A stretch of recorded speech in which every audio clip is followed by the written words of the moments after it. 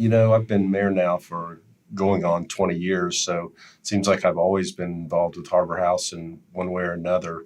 But one of the early things that I remember was the Making Men of Courage breakfast and the Purple Door, and um, having men come out against domestic violence and having awareness around domestic violence, recognizing signs.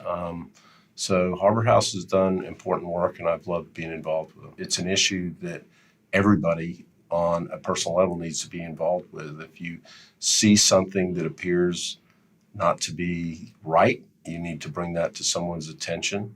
And we need to make sure that the families and the people that are the object of domestic violence have the resources and the care and know how to obtain that.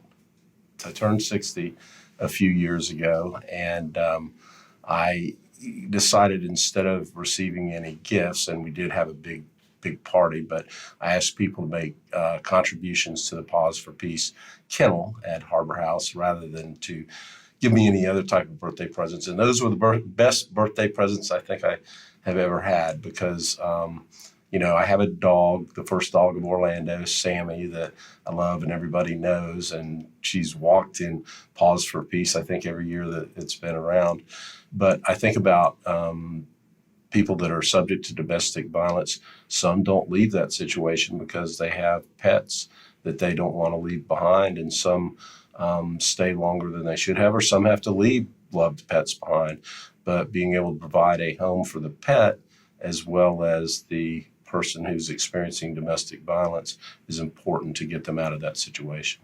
Simply the fact that I participated in all the Walk a Mile in Her Shoes events, and that has not been easy. And I will tell you that the first time I had some red high heels, and we stood around and spoke before for about 30 minutes. I learned that standing in high heels is worse than walking in high heels. So each year I've downgraded. I went to boots one year, and now I have some gold female tennis shoes that I wear that are much easier to walk in.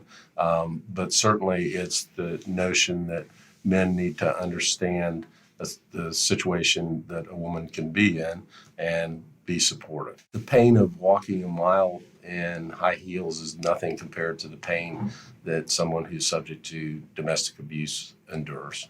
Another important way that the city has supported Harbor House is, in order to break the cycle of domestic violence, is investing in the kids. So Camp Hope was one of the early things to be able to give kids that have escaped the domestic violence situation the ability to have life like a real kid and experience just normal camping type of stuff.